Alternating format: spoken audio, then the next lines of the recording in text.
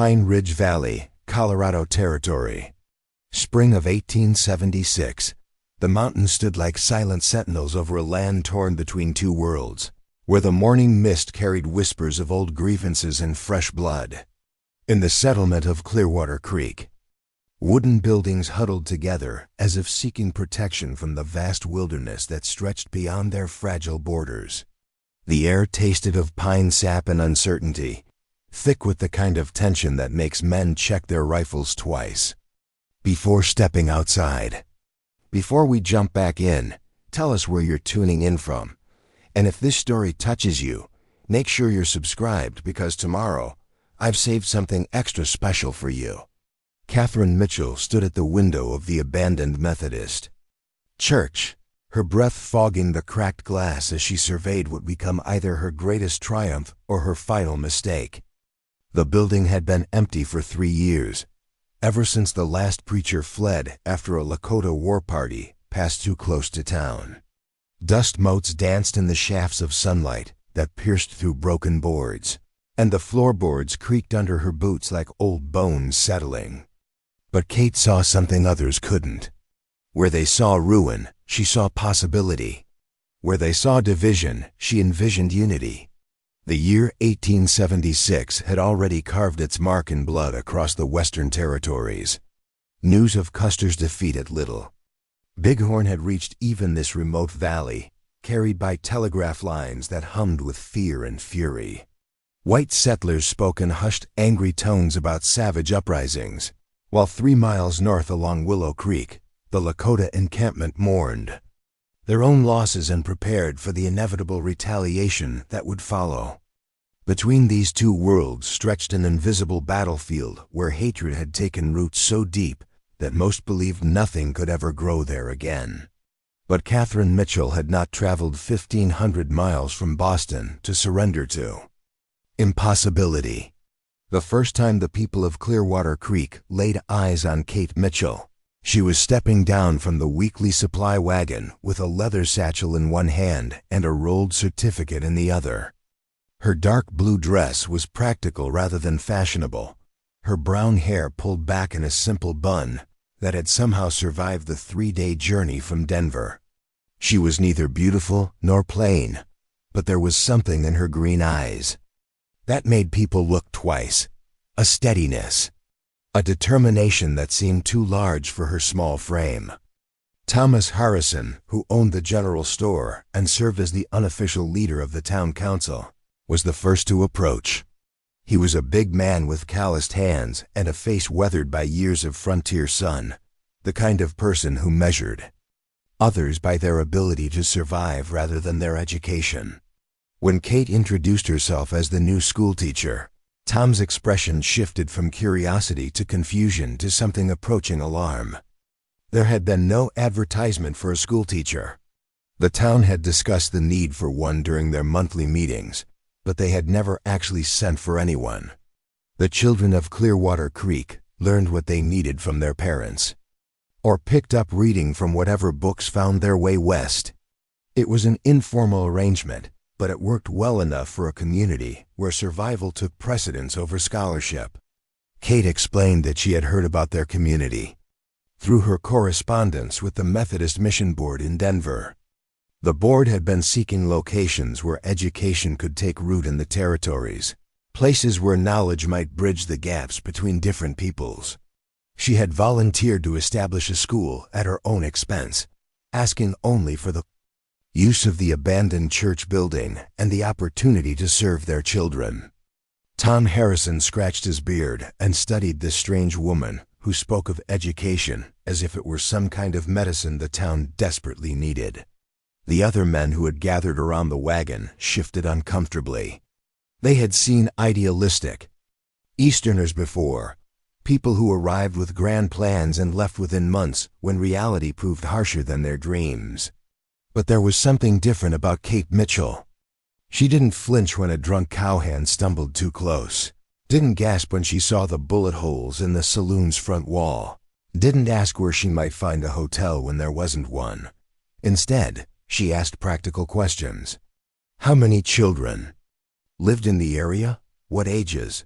Did they have any books, paper, slates? When Tom mentioned that writing materials were scarce, she opened her satchel and produced a small slate and several pieces of chalk. When someone commented that the church building had holes in the roof, she nodded and asked where she might find lumber and nails. When Reverend Wright, the current minister who held services in the town hall, questioned her religious credentials, she produced letters of recommendation from 3 different churches in Boston. But it was her response to Jake Morrison that truly caught everyone's attention. Jake was a bitter man whose family had been killed in a raid 2 years earlier, and he made no secret of his hatred for all native peoples. When he spotted Kate's luggage and made a crude comment about another soft Eastern woman who would be running home at the first sign of trouble, Kate set down her satchel and looked him directly in the eye. Her voice was calm, but carried clearly in the mountain air. She told him that she had lost her own brother in the war, that she understood grief and anger, but that she had not traveled across a continent to hide from difficulty. She had come to build something lasting, something that might prevent other families from experiencing the losses that had shaped them all. Preparing and narrating this story took us a lot of time, so if you are enjoying it, subscribe to our channel. It means a lot to us. Now back to the story. Jake started to respond with another insult, but something in her steady gaze stopped him. He spat into the dust and walked away, but he didn't pursue the argument. That first evening, as Kate swept 3 years of debris from the church floor and nailed boards over the worst of the holes, word spread through Clearwater Creek that their new schoolteacher was either remarkably brave or completely insane. Most people suspected it was probably both. The abandoned church sat on a small rise at the eastern edge of town, positioned so that it caught the morning sun and commanded a view of both the settlement and the rolling prairie beyond. Kate worked alone through the evening, patching holes and scrubbing away years of accumulated dust and mouse droppings. The building was larger than she had expected, with space for perhaps 30 students if she arranged the seating efficiently. The altar area would serve as her teaching platform, and the narrow windows would provide adequate light during the day. As she worked, Kate allowed herself to imagine what the space might become. She envisioned neat rows of children bent over their slates, the sound of young voices reciting lessons, the scratch of chalk on boards as they learned to write their names and work simple sums. It was a pleasant vision, but she knew it represented only half of what she hoped to accomplish. The other half of her plan was what would either make her the most celebrated teacher in Colorado Territory or get her killed. 3 miles north of Clearwater Creek, along the banks of Willow Creek, approximately 60 Lakota lived in a collection of tipis and crude wooden structures that represented what remained of a once proud band. They had been pushed steadily westward by the tide of white settlement, losing hunting grounds and sacred sites to ranchers and miners who saw the land only in terms of its potential for profit. Chief Running Bear, the band's elderly leader, was a man caught between worlds. He remembered the old ways when the buffalo were numerous and his people moved freely across the plains, but he also understood that those days were ending. The chief's grandson, an 8-year-old boy named Little Wolf, spent his days helping his mother, Mary Spotted Horse, with the tasks necessary for survival.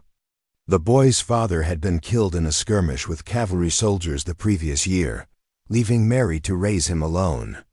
Little Wolf was curious and quick to learn, with bright dark eyes that missed nothing and a smile that could charm even the grumpiest adults in the camp. Like many of the children in the encampment, Little Wolf had picked up fragments of English from traders and Indian agents.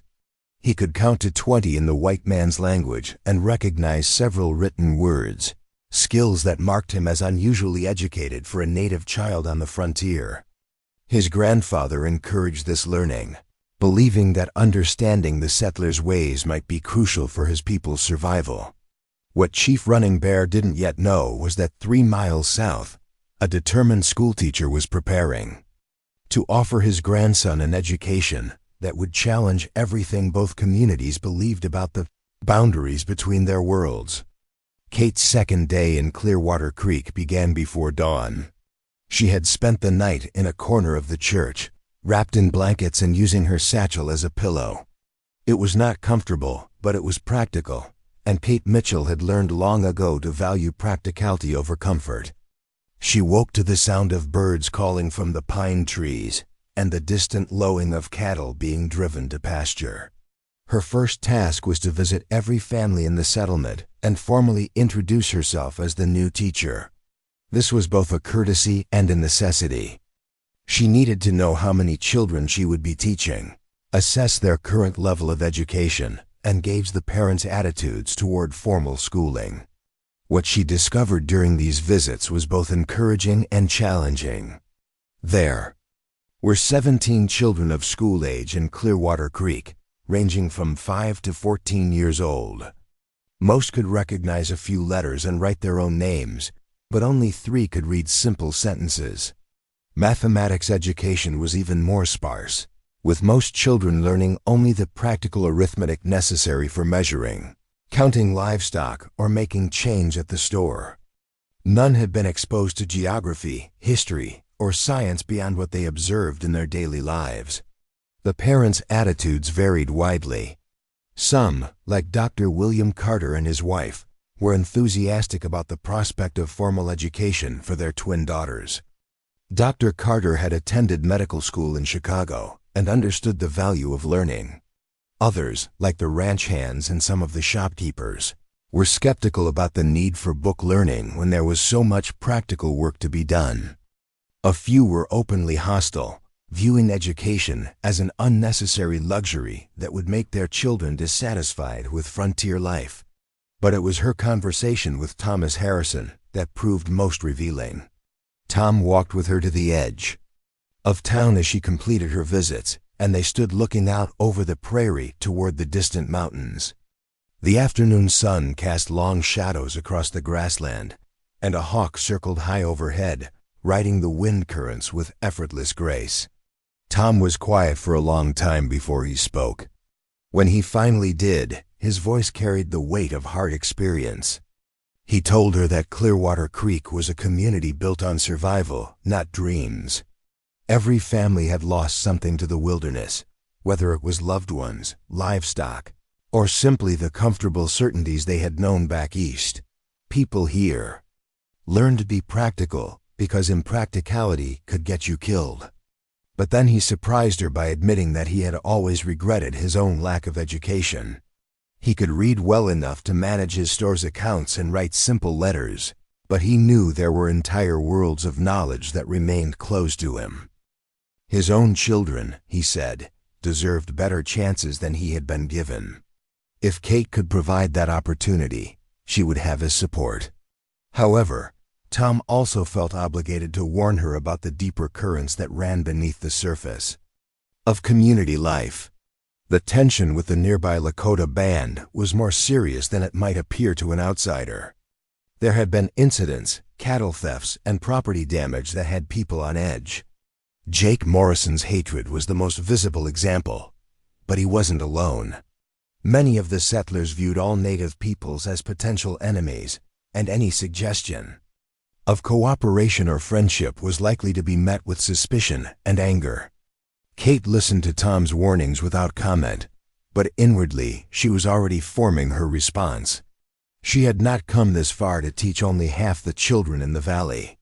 That evening, as Kate prepared her first formal lessons and arranged the church's limited furniture into something resembling a classroom, she was startled by a soft knock at the door. She opened it to find Martha Harrison, Tom's wife, standing on the threshold with a covered basket in her arms. Martha was a woman in her 40s with graying brown hair and kind eyes that had seen their share of hardship. She had been friendly, but reserved during Kate's earlier visit, and her unexpected arrival suggested that her opinion of the new teacher had evolved. Martha had brought dinner, fresh bread, cold chicken, and a jar of her own preserved peaches. As they shared the meal by lamplight, Martha began to speak more freely about life in Clearwater Creek. She had been one of the original settlers arriving with Tom nearly 15 years earlier when there was nothing but wilderness and the distant promise of prosperity. She had buried 2 children who died of fever, survived 3 harsh winters when food ran desperately short, and learned to shoot accurately enough to defend her home when the men were away. But Martha also possessed something that many frontier women had been forced to abandon: hope for a better future. She wanted her surviving children to have opportunities she had never known, chances to see beyond the narrow boundaries of their isolated community. When she learned that Kate had taught school in Boston before coming west, Martha's initial skepticism had transformed into cautious optimism. As they talked, Martha revealed something that would prove crucial to Kate's plans. Her youngest daughter, Emma, was a gregarious 7-year-old who had once befriended a native child during a trading visit to the settlement. The friendship had been brief and carefully supervised, but Emma had surprised everyone by quickly learning several Lakota words and teaching the other child some English phrases in return. Martha had been forced to end the friendship when other parents complained, but she had never forgotten how naturally the children had connected across the cultural divide. This conversation gave Kate the final piece of information she needed to move forward with her complete plan. The next morning, she would begin teaching the children of Clearwater Creek, but more importantly, she would also begin the delicate process of extending that educational opportunity to children who had never been invited into a white settlers' school. What Kate Mitchell was about to attempt had never been tried in Colorado territory, and perhaps nowhere else in the American West. She was about to challenge not just the educational limitations of the frontier, but the fundamental assumptions about race, culture, and human worth that governed relationships between settlers and native peoples. The abandoned church that she had claimed as her classroom would soon become the testing ground for an experiment that could either bridge 2 worlds or ignite a conflict that would destroy them both. As she prepared her teaching materials and rehearsed her first lessons, Kate was acutely aware that she was crossing a line from which there would be no retreat. Tomorrow she would discover whether her faith in education's power to transform hearts and minds was justified, or whether she had simply placed herself and her students in mortal danger. The morning sun painted the mountains gold as Kate Mitchell prepared to open the first integrated school in Pine Ridge Valley, completely unaware that her actions would soon test every relationship in both communities and force everyone to confront their deepest fears and prejudices. Dawn arrived with the kind of crystalline clarity that only existed in mountain air, each blade of grass sharp with dew and every distant peak etched against the pale sky. Kate stood in the doorway of her makeshift schoolhouse, watching the first families make their way up the gentle slope toward the converted church. The children walked with a mixture of excitement and nervousness, some clutching slate boards or precious books, others simply carrying their curiosity and whatever breakfast their mothers had managed to provide. Emma Patterson arrived first, her blonde braids bouncing as she skipped ahead of her more cautious older brother. She had been the most enthusiastic respondent when Kate visited families the previous day, peppering the new teacher with questions about lessons and books, and whether she would really teach them to write stories. Behind Emma came the Carter twins, Ruth and Rebecca, identical girls whose father, the doctor, had impressed upon them the importance of education. They walked with careful dignity, as if already aware that they were participating in something significant. More children followed in small groups, some accompanied by parents who wanted to observe this first day, others arriving alone with the casual independence that frontier life demanded even from the youngest. By the time Kate rang the small bell she had salvaged from the church's abandoned tower, 17 children had assembled in the narrow wooden pews, their ages spanning from little 5-year-old Timothy Walsh to 14-year-old Margaret Houston, who was nearly as tall as Kate herself. The morning lessons proceeded smoothly enough. Kate began with simple introductions, asking each child to stand and state their name, age, and one thing they hoped to learn. The responses revealed the practical bent of frontier education. Several children wanted to learn better arithmetic for helping with family businesses. Others hoped to improve their reading, so they could enjoy the few books that made their way to Clearwater Creek. Young Timothy surprised everyone by announcing that he wanted to learn about the stars, having noticed that they seemed different here than they had been back in Missouri. Kate had prepared a careful curriculum that would challenge the older students while remaining accessible to the younger ones. She began with penmanship, showing them how to hold their chalk properly and form letters with consistent size and spacing. The scratch of chalk on slate filled the small building, accompanied by the quiet murmur of children helping each other and occasional giggles when someone made a particularly amusing mistake. But even as she guided them through these familiar exercises, Kate's attention kept drifting to the windows that faced north toward Willow Creek. Somewhere beyond the pine forest, Lakota children were beginning their own day, learning skills and stories that were just as valuable as anything she could teach in this converted church. The knowledge that she was educating only half the valley's children weighed on her conscience like a stone. During the midday break, while the children shared their lunches and played simple games in the clearing behind the church, Kate made a decision that would either fulfill her deepest purpose or destroy everything she had built. She asked Emma Patterson and Margaret Houston to remain behind after the other children returned to their afternoon lessons. Emma was the obvious choice for what Kate had in mind. The 7-year-old possessed a natural openness that seemed uncontaminated by adult prejudices, and Martha Harrison had already mentioned her daughter's previous friendship with a native child. Margaret, despite her youth, had emerged as a natural leader among the older students, someone the others looked to for guidance and approval. Kate chose her words carefully as she explained what she was about to propose. She told them that there were other children in the valley who were not receiving any formal education, children who were just as eager to learn and just as deserving of the opportunity. She asked if they would be willing to help her extend that opportunity, knowing that it might make some adults angry and could potentially put them all at risk. Emma's response was immediate and enthusiastic. She remembered her brief friendship with the Lakota boy and had often wondered what had happened to him. The idea of having new friends and classmates excited her far more than any potential danger. Margaret was more thoughtful, asking practical questions about how such an arrangement might work and what they would tell their parents. But in the end, she too agreed to help, motivated by a teenager's natural attraction to rebellion and her genuine curiosity about the native children she had seen from a distance.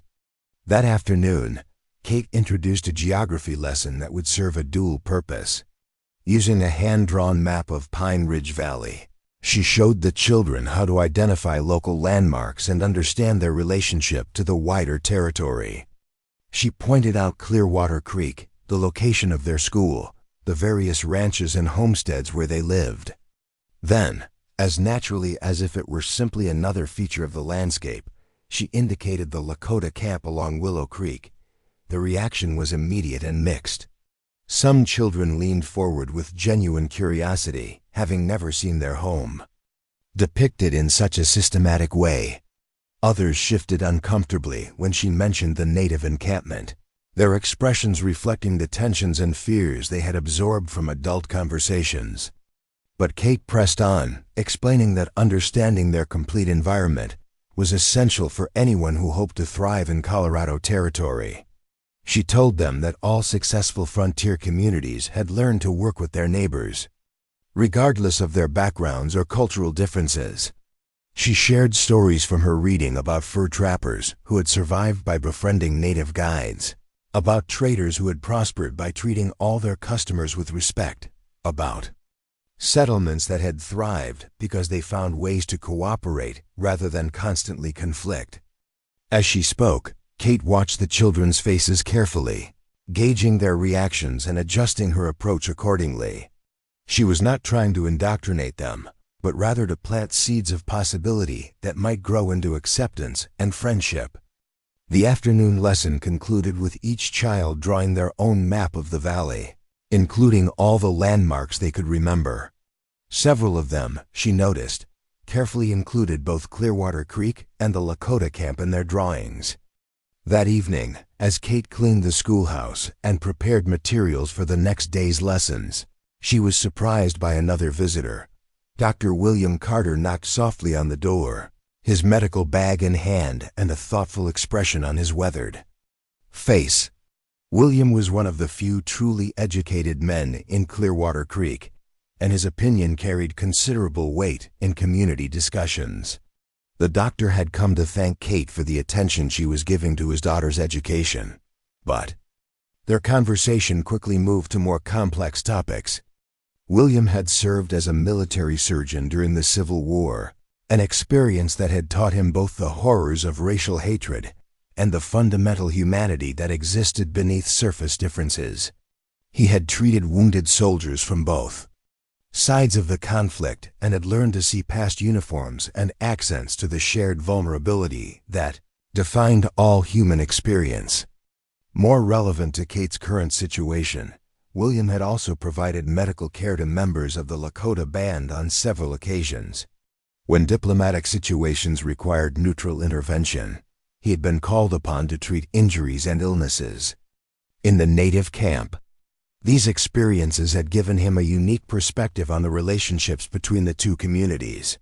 William told Kate that the Lakota people were facing their own educational challenges. The children in the encampment were intelligent and eager to learn, but they had little access to formal instruction in reading, writing, or mathematics. The older members of the band were torn between preserving their traditional ways and preparing their young people for a future that would inevitably require interaction with white settlers and their institutions. Chief Running Bear William explained was a pragmatic leader who understood that isolation was no longer a viable strategy for his people. The chief had spoken privately with the doctor about his concerns for the band's children, particularly his grandson Little Wolf, whom he believed showed exceptional promise.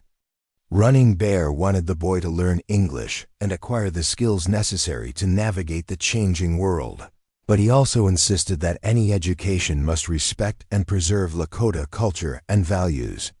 As William spoke, Kate realized that she had found an unexpected ally in her plans for integration.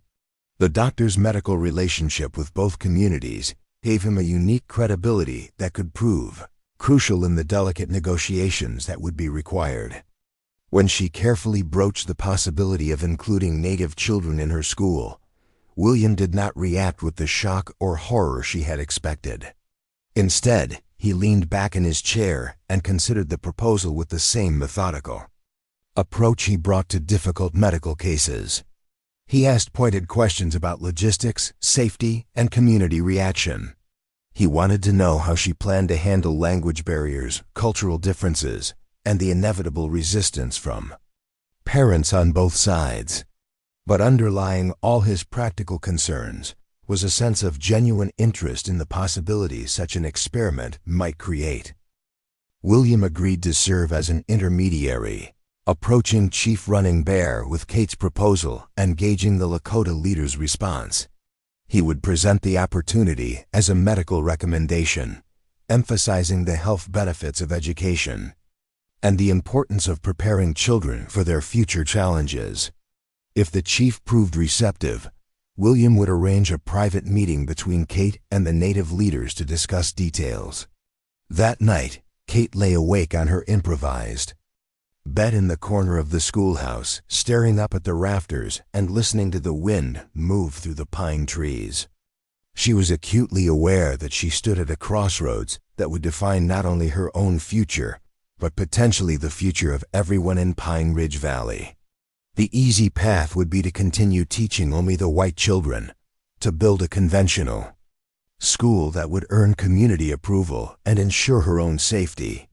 But Kate had not traveled 1,500 miles to pursue easy paths. She had come west with a vision of education as a force for transformation, a tool that could break down barriers and build bridges between divided communities. Tomorrow she would discover whether that vision could survive contact with the harsh Realities of frontier life. The second week of school brought both progress and complications. The children were settling into their routines, showing marked improvement in their basic skills and genuine enthusiasm for learning. Emma Patterson had mastered her multiplication tables through sixes. The Carter twins were reading simple stories with increasing fluency, and even reluctant students like Tom Harrison's son were beginning to take pride in their accomplishments. But Kate was also becoming aware of the subtle undercurrents that flowed beneath the surface of community life. Not all parents were equally supportive of the school's influence on their children. Some worried that too much education would make their youngsters dissatisfied with frontier life and eager to return to the cities back east. Others resented the time that formal lessons took away from essential household and farm labor. More concerning were the whispered conversations that stopped when Kate approached groups of adults, the careful way some parents avoided meeting her eyes when they collected their children, and the increased frequency with which people mentioned recent tensions with the Lakota band. Jake Morrison, in particular, seemed determined to remind everyone that hostile Indians remained a constant threat, requiring vigilance and preparation rather than naive gestures of friendship. Kate's request for a meeting with Chief Running Bear had been passed along through Dr. Carter, and she was waiting anxiously for a response. William had warned her that such negotiations could take considerable time, as Native leaders preferred to discuss important matters thoroughly before making commitments. The delay was frustrating, but it also gave Kate time to prepare more carefully for what she hoped would be a historic conversation. Meanwhile, she continued to lay groundwork with her current students. Her geography lessons increasingly emphasized the shared landscape that connected all the valley's residents. Her arithmetic problems often involved scenarios that required cooperation between different groups. Her reading selections included stories about friendship across cultural boundaries, carefully chosen to plant ideas without seeming to preach. The breakthrough came from an unexpected source. Little Timothy Walsh, the 5-year-old who wanted to learn about stars, approached Kate after class one day with a question that would change everything. Timothy had been exploring the woods behind his family's homestead when he discovered a clearing where someone had arranged stones in patterns that seemed to correspond to constellation shapes. The arrangements were clearly intentional and demonstrated sophisticated astronomical knowledge, but Timothy could not imagine who might have created them. Kate realized immediately that the stone arrangements were probably Lakota in origin, representing traditional star knowledge that had been passed down through generations. She explained to Timothy that different peoples had different ways of understanding and mapping the night sky, and that the patterns he had found represented someone else's method of teaching about celestial movements. Timothy's excitement was contagious. He wanted to know more about these alternative approaches to astronomy, and his enthusiasm sparked interest among the other children. Here was a perfect opportunity to introduce concepts from Native culture in a way that felt natural and educational rather than threatening or political. Kate spent that evening preparing a special lesson about different cultural approaches to understanding the natural world. She researched everything she could remember about Native astronomical traditions, drawing on books and articles she had read during her teacher training in Boston. The lesson would present Lakota star knowledge as an equally valid alternative to European approaches, demonstrating the sophisticated scientific thinking that existed in all human cultures. The next morning, she presented this material to her students with carefully managed enthusiasm. She explained that the original inhabitants of their valley had developed complex systems for tracking seasonal changes, predicting weather patterns, and navigating across vast distances, all based on careful observation of natural phenomena. The stone arrangements Timothy had discovered represented just one example of this traditional knowledge. The children's response exceeded Kate's most optimistic expectations. They were fascinated by the idea that there were multiple ways to understand the same natural processes, and they began asking questions about other aspects of Native culture and knowledge. Margaret Houston wanted to know about traditional plant medicines. Emma Patterson was curious about Lakota methods for training horses. Even some of the older boys, who had initially been skeptical about book learning, showed genuine interest in practical skills that had been developed by people who lived successfully in the wilderness. This enthusiasm gave Kate the opening she had been waiting for. She suggested that the best way to learn about these alternative approaches would be to meet the people who actually possessed this knowledge. If some of the Native children joined their school, everyone would benefit from the exchange of ideas and perspectives. The white children would gain access to traditional knowledge about their local environment, while the Native children would learn reading, writing, and arithmetic skills that would help them navigate an increasingly connected world. The proposal generated intense discussion among the students. Some were immediately excited by the prospect of new classmates and the opportunity to learn different skills. Others were more cautious, reflecting the concerns they had absorbed from adult conversations about safety and cultural differences. But the overall reaction was far more positive than Kate had dared to hope. Margaret Houston emerged as the strongest advocate for integration.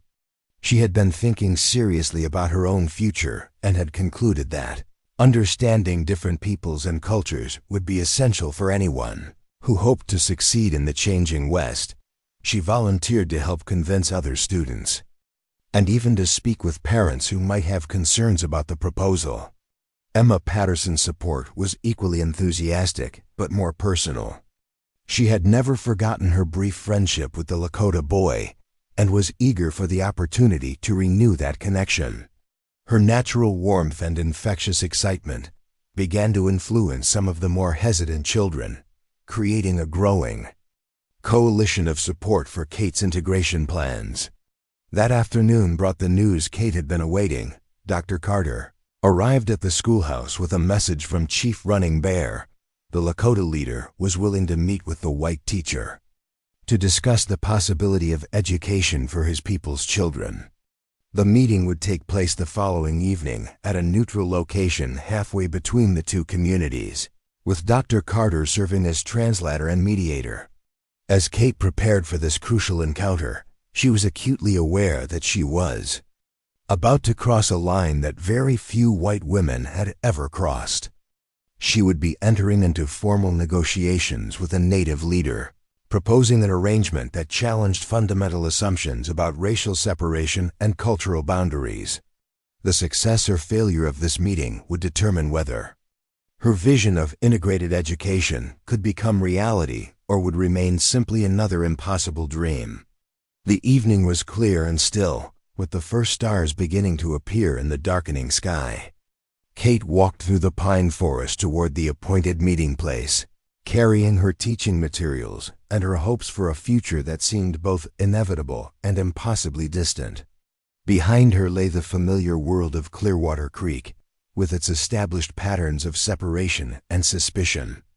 Ahead lay the unknown territory of cooperation and mutual understanding, a landscape that existed more in her imagination than in the harsh realities of Colorado Territory in 1876.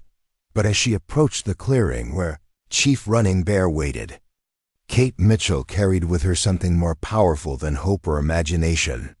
She carried the voices of children who had already begun to envision a different kind of future, young people who were ready to learn from anyone willing to teach them, regardless of the color of their skin or the traditions of their ancestors. The meeting that was about to take place would test whether adult wisdom could match the natural openness of childhood, and whether two very different cultures could find common ground in their shared commitment to preparing the next generation for whatever challenges lay ahead. The clearing lay bathed in silver moonlight, a natural amphitheater surrounded by towering pines whose branches whispered secrets in the mountain breeze. Kate arrived first, her heart hammering against her ribs as she arranged her teaching materials on a fallen log that would serve as their meeting table.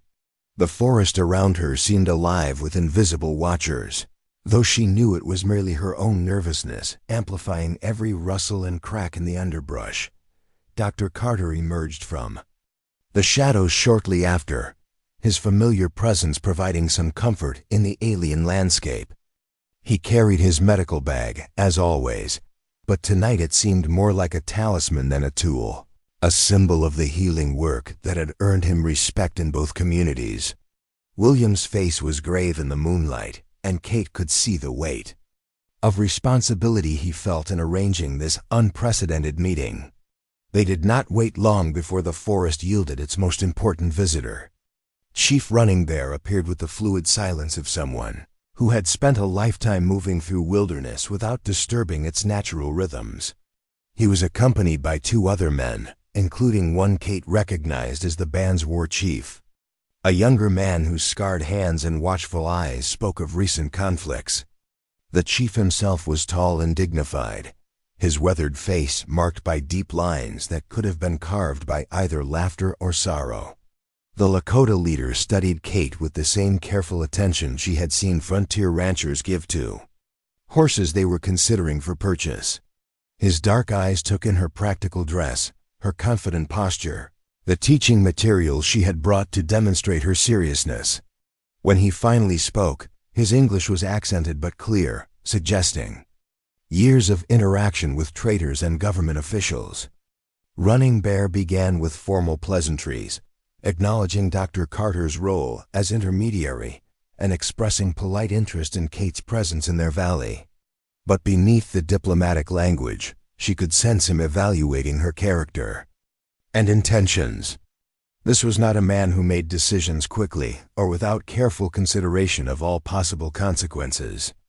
Kate had prepared extensively for this conversation, researching everything she could find about Lakota customs and appropriate protocols. She began by expressing her respect for the chief's leadership and her appreciation for his willingness to consider her proposal. She explained her background as an educator and her commitment to providing quality instruction to all children, regardless of their heritage or family circumstances. But it was when she began to describe her actual teaching methods that Running Bear's attention truly focused.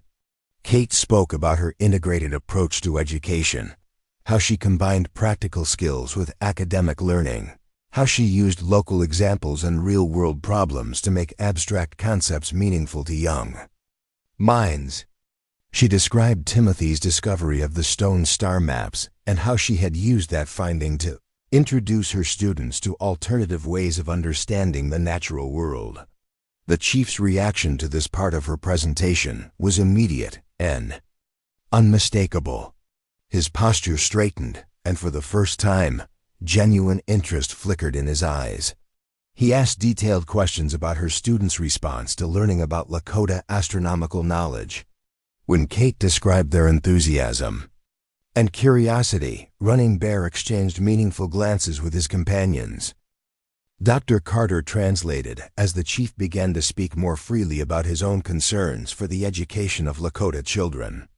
Running Bear explained that his people faced an impossible choice between preserving their traditional ways and preparing their young ones for a future that would inevitably require interaction with white society. The old methods of teaching through story, ceremony, and direct experience remained valuable, but they were no longer sufficient for survival in a rapidly changing world. The chief spoke with particular emotion about his grandson, Little Wolf, whose father had been killed in the ongoing conflicts between settlers and native peoples. The boy showed exceptional intelligence and curiosity, qualities that Running Bear believed could be developed into leadership skills that might help guide his people through the difficult transitions ahead. But the child needed access to education that could bridge both worlds, teaching him to read and write and calculate while maintaining his connection to Lakota culture and values.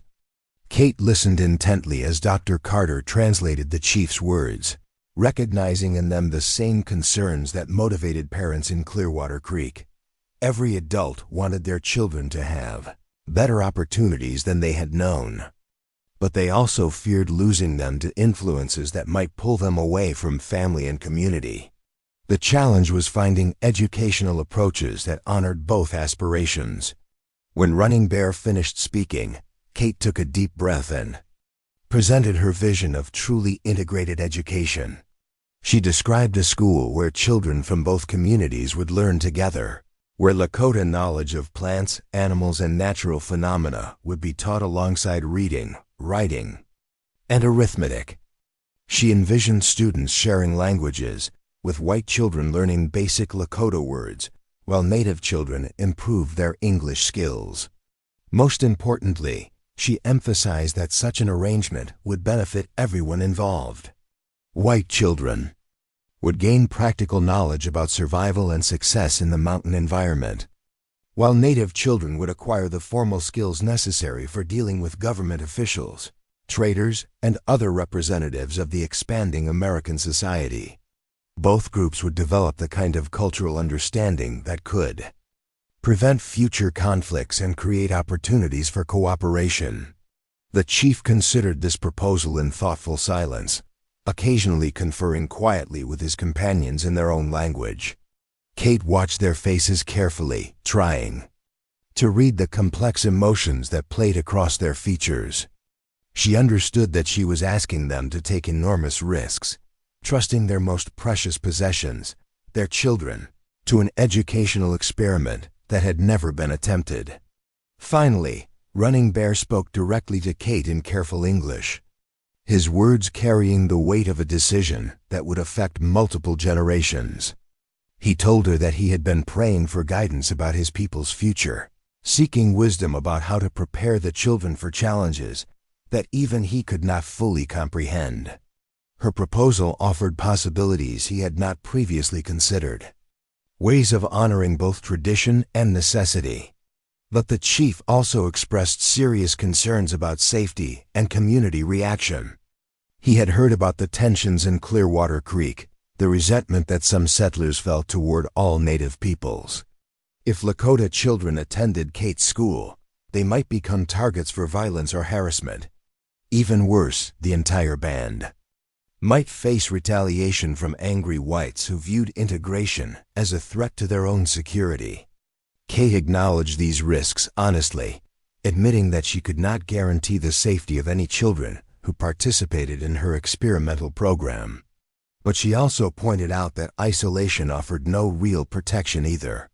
The conflicts between settlers and Native peoples would continue until both sides developed better understanding of each other's needs and motivations. Education could provide that understanding, creating relationships that transcended fear and suspicion. Dr. Carter supported Kate's arguments by sharing his own observations about changing attitudes in the white community. He had noticed increased interest in learning about Native knowledge, particularly practical skills related to hunting, tracking, and wilderness survival. Some of the more thoughtful settlers were beginning to recognize that cooperation might be more productive than constant conflict. The conversation continued well into the night, ranging over topics from practical logistics to philosophical questions about the nature of education and cultural identity. Running Bear proved to be a sophisticated thinker who understood complex political and social dynamics. He asked pointed questions about curriculum design, classroom management, and methods for handling cultural conflicts that might arise between students from different backgrounds. As dawn approached, the chief made his decision. He would allow a small group of Lakota children, including his grandson Little Wolf, to attend Kate's school on a trial basis. The arrangement would be closely monitored by adults from both communities, and any sign of danger or cultural disrespect would result in immediate withdrawal of the Native students.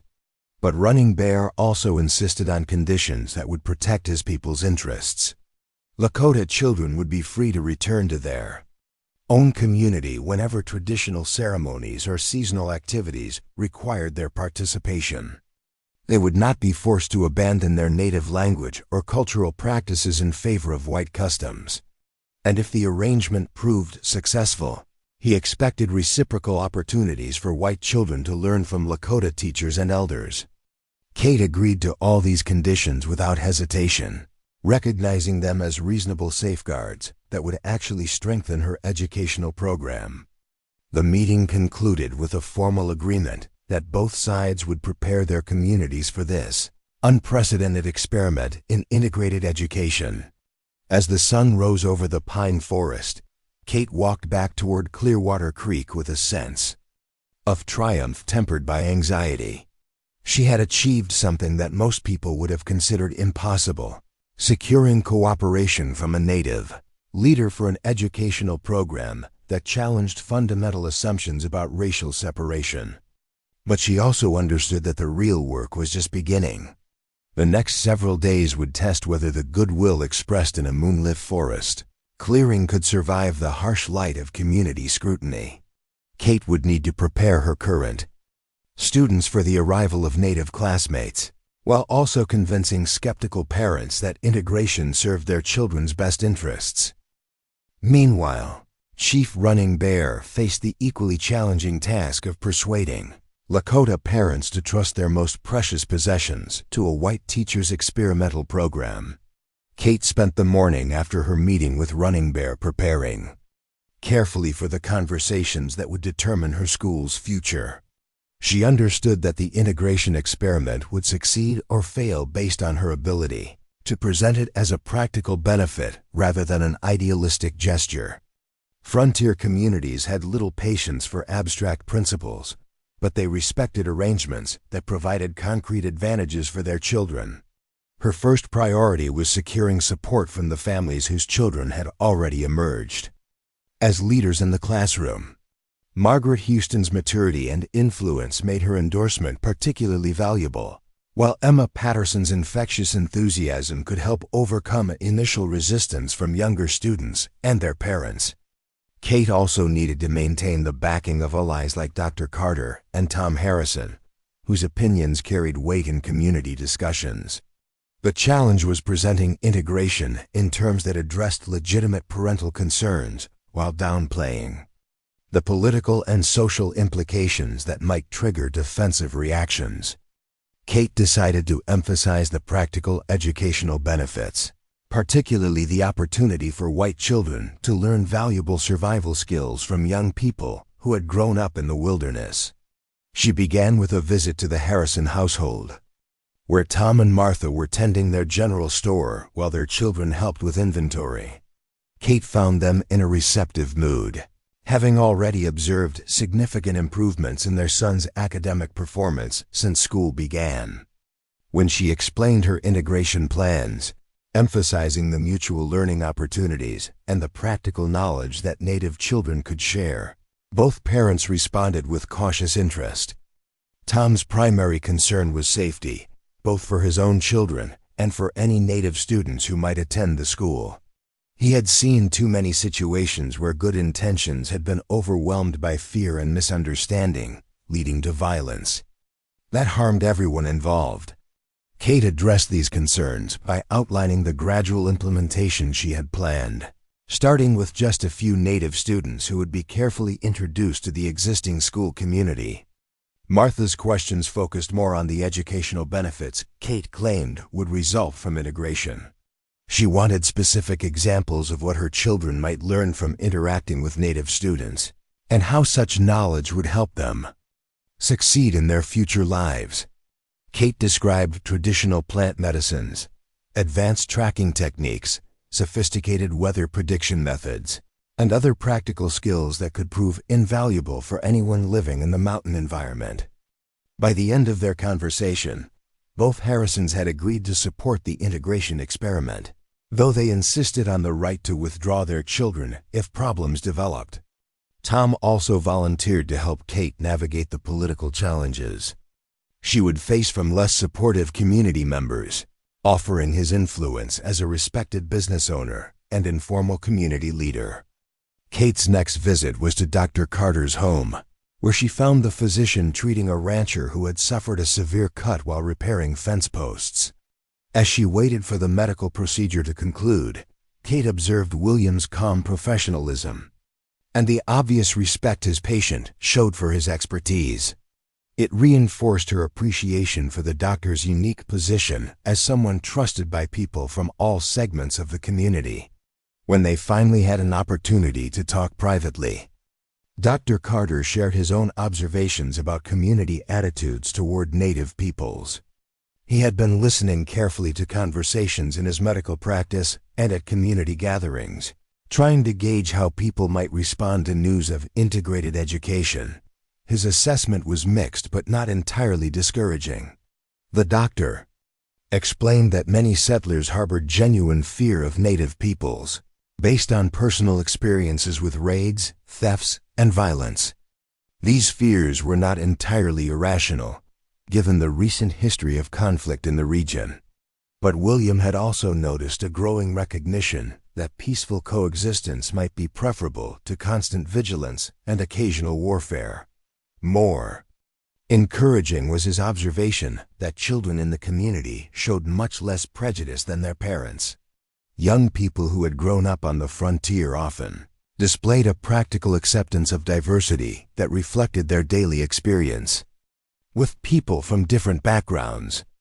If Kate could maintain support from students and their families, she might be able to overcome resistance from adults who had no direct stake in the school's success.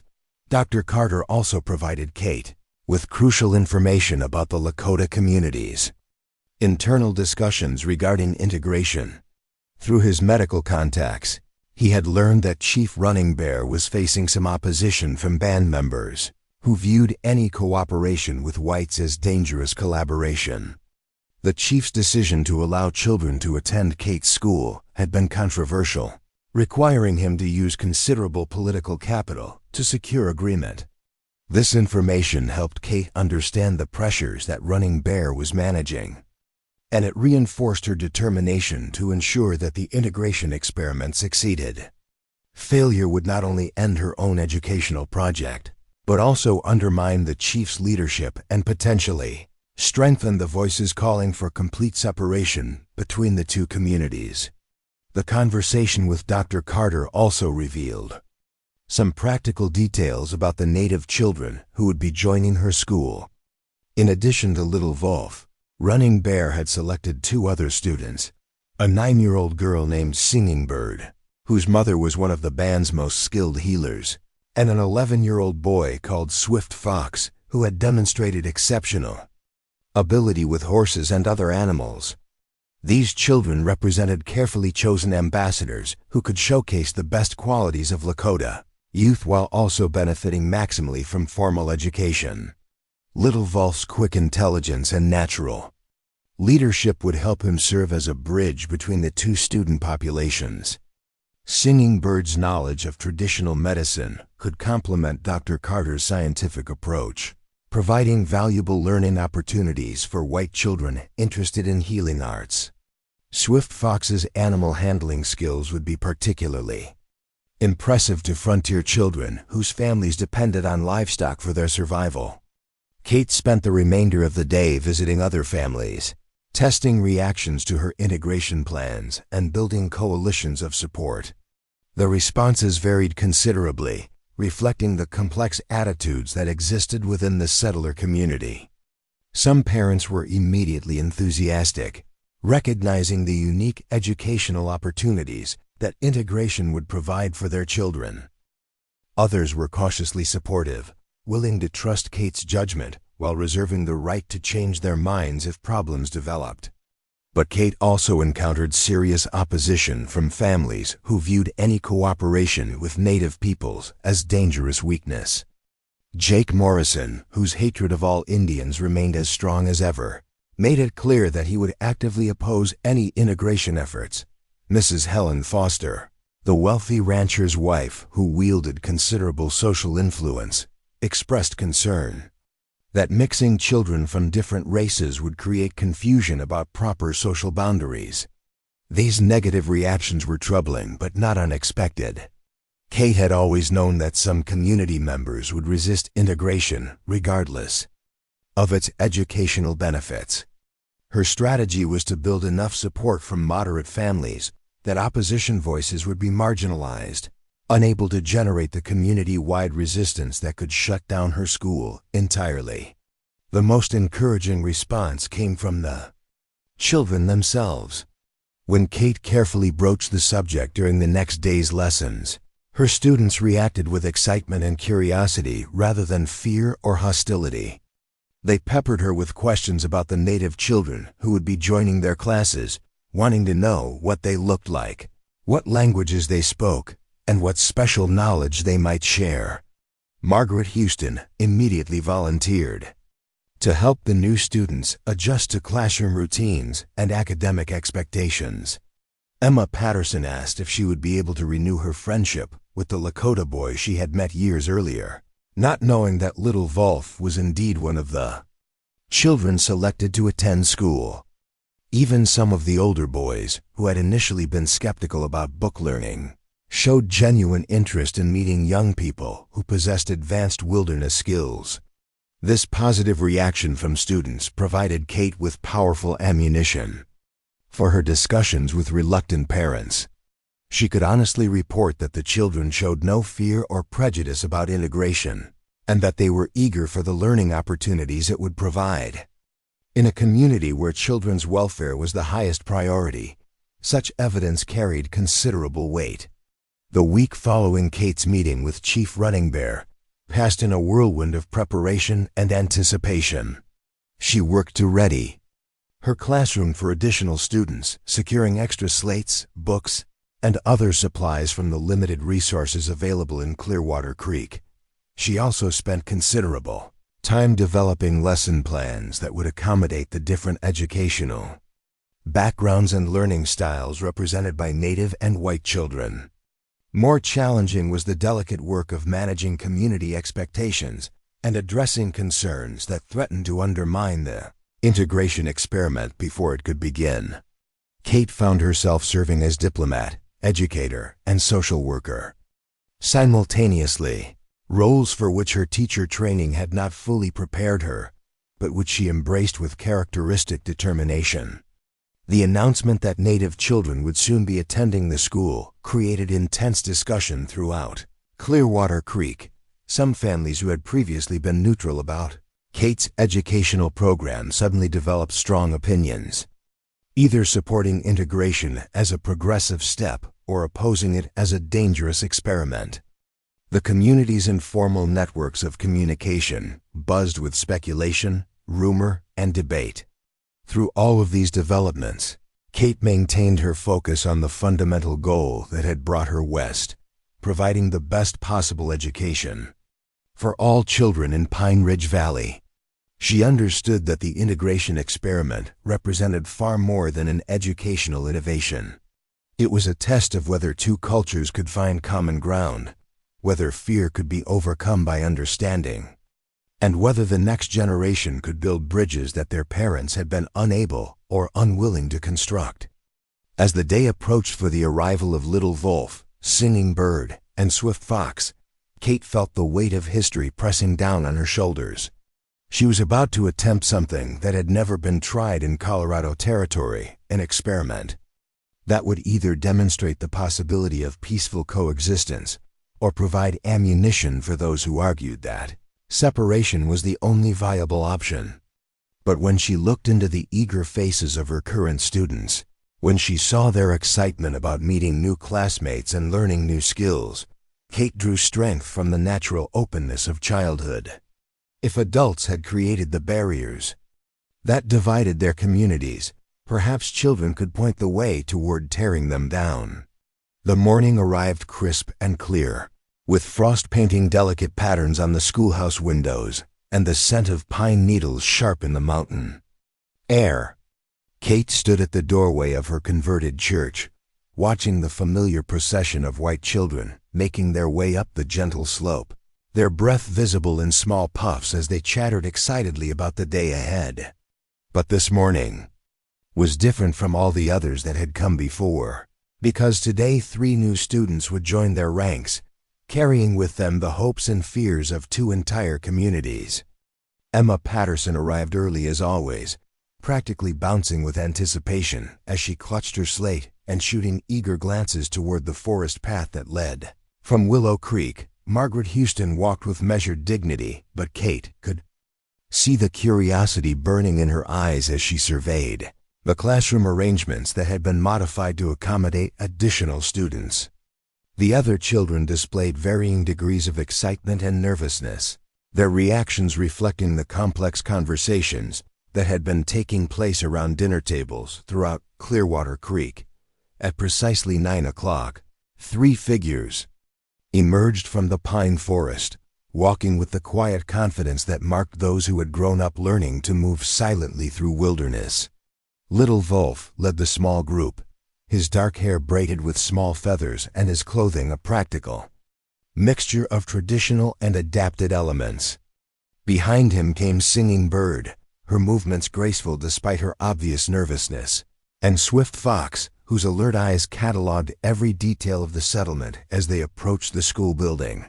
Dr. Carter accompanied the native children, his familiar presence serving to bridge the gap between communities and provide reassurance to parents on both sides who remained uncertain about this unprecedented experiment. Chief Running Bear had also come, though he remained at the forest's edge, a silent observer whose very presence reminded everyone of the significance of what was taking place. Kate stepped forward to greet her new students with the same warm professionalism she had shown to all the children in her care. She spoke slowly and clearly, using simple English words, while also attempting a few basic Lakota phrases that Dr. Carter had taught her. The native children responded with cautious politeness, their careful manners reflecting the intensive preparation they had received from their own community about proper behavior in this unfamiliar environment. The integration of Little Wolf, Singing Bird, and Swift Fox into the existing classroom routine proceeded more smoothly than Kate had dared to hope. The white children's initial shyness quickly gave way to natural curiosity, and soon they were comparing slates, sharing chalk, and attempting to communicate through gestures and broken phrases in each other's languages. Emma Patterson immediately gravitated towards Singing Bird, drawn by the older girl's gentle demeanor and obvious intelligence. Margaret Houston took on the role of unofficial ambassador, helping the native children understand classroom procedures and academic expectations, while also serving as translator when language barriers created confusion. Her natural leadership abilities proved invaluable in creating an atmosphere of acceptance and cooperation that might have taken weeks to develop without her intervention. The morning lessons revealed both challenges and opportunities that Kate had not fully anticipated. Little Wolf demonstrated remarkable mathematical ability, quickly grasping arithmetic concepts that some of the white children had struggled with for weeks. His grandfather's practical teaching about counting, measuring, and calculating had provided a solid foundation that formal education could build upon effectively. Singing Bird's knowledge of plant identification and natural remedies created immediate excitement among the white children, particularly when she explained the medicinal properties of herbs that grew wild around their own homes. Kate recognized an opportunity to integrate scientific learning with traditional knowledge, creating lessons that honored both approaches to understanding the natural world. Swift Fox initially seemed more reserved than his companions, but his expertise with animals became apparent when the classroom cat, a semi-wild creature that usually fled from human contact, approached him directly and began purring contentedly in his lap. This display of natural rapport with wildlife impressed even the most skeptical students and provided a perfect opening for discussions about different approaches to animal husbandry and training. The midday break brought the first real test of social integration as children from both communities mingled in the schoolyard and attempted to bridge cultural differences through the universal languages of play and shared curiosity. Kate watched anxiously from the doorway, ready to intervene if conflicts developed, but her fears proved groundless. The children organized impromptu games that required cooperation rather than competition, with native and white youngsters working together to achieve common goals. Emma Patterson and Singing Bird had already formed the beginning of a friendship, sharing their lunches and attempting to teach each other words from their respective languages. Margaret Houston was demonstrating her reading skills to little Wolf, who showed intense interest in the mechanics of written communication. Even Swift Fox had been drawn into a group discussion about the best methods for training horses, his expertise earning respectful attention from ranch children who had grown up around livestock. The afternoon brought Kate's most ambitious educational experiment yet. She had prepared a special lesson that would showcase the benefits of cultural exchange while addressing practical skills that all frontier children needed to master. Topic was weather prediction, an essential survival skill that could mean the difference between life and death in the unpredictable mountain environment. Kate began by explaining the scientific principles that meteorologists use to forecast weather patterns, drawing diagrams on the blackboard that showed how air pressure, wind direction, and cloud formations could provide clues about coming conditions. The white children followed these explanations with varying degrees of comprehension, having been exposed to similar scientific concepts in previous lessons. But then Kate invited Singing Bird to share traditional Lakota methods for reading natural weather signs. The girl stepped forward with obvious nervousness, but her voice grew stronger as she described the subtle indicators that her people had learned to recognize over countless generations. She explained how the behavior of birds, the color of sunset, clouds, and the feel of wind currents could provide accurate predictions about storms, temperature changes, and seasonal transitions. The white children listened with rapt attention as Singing Bird demonstrated techniques for reading atmospheric pressure through physical sensations, predicting precipitation by observing insect behavior, and calculating temperature changes based on plant responses. These methods required no instruments or scientific equipment, making them perfectly suited to frontier conditions where formal meteorological tools were unavailable. Little Wolf contributed his own knowledge about long-range weather patterns, sharing traditional methods for predicting seasonal variations and planning agricultural activities accordingly. His explanations revealed sophisticated understanding of cyclical patterns that had been observed and recorded through oral tradition over many generations. The lesson concluded with all students working together to create comprehensive weather prediction charts that combine scientific principles with traditional observation techniques. The collaborative effort required constant communication between native and white children, forcing them to bridge language barriers and cultural differences in pursuit of shared learning goals. As the school day ended and children began their journeys home, Kate felt a sense of accomplishment that exceeded her most optimistic expectations. The integration experiment had succeeded beyond anything she had imagined possible, creating genuine educational benefits for all students, while demonstrating the potential for cooperation between communities that had previously viewed each other with suspicion and fear. But Kate also understood that this single successful day represented only the beginning of a much larger transformation. Real integration would require sustained effort over months and years, gradually building trust and understanding that could withstand the inevitable challenges and setbacks that would arise. The response from parents who came to collect their children provided the first indication of how the broader community was reacting to integration. Most showed cautious approval, expressing surprise at how naturally the children from different backgrounds had worked together. Several parents made specific comments about the practical value of traditional knowledge their children had learned, recognizing skills that could prove valuable for frontier survival. Tom Harrison stopped to thank Kate personally for the educational opportunities she was providing, noting specific improvements he had observed in his son's academic performance and social development. Martha Harrison was equally enthusiastic, having been impressed by her daughter's descriptions of the collaborative learning that had taken place throughout the day. Dr. Carter served as intermediary for feedback from the Lakota community, reporting that Chief Running Bear was pleased with his grandson's positive response to formal education. The chief had been particularly gratified by little Wolf's enthusiasm for reading and writing, skills that would be essential for future leadership. Responsibilities. But not all reactions were positive. Jake Morrison made his displeasure known through angry muttering and hostile glares. Though he stopped short of direct confrontation, Mrs. Helen Foster expressed concerns about the mixing of children from different social backgrounds, suggesting that such arrangements might create confusion about proper community hierarchies. These negative responses reminded Kate that integration remained a controversial experiment that could be undermined by organized opposition or community pressure.